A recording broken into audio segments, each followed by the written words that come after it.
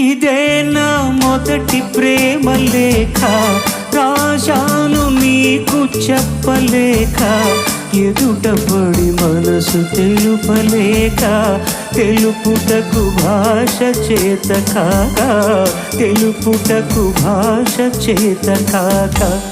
ఇదే నా మొదటి ప్రేమ లేఖ, రాశాను నీకు చెప్పలేక, ఎదుటపడి మనసు తెలుపలేక, తెలుపుటకు భాష చేత కాక, తెలుపుటకు భాష చేత కాక.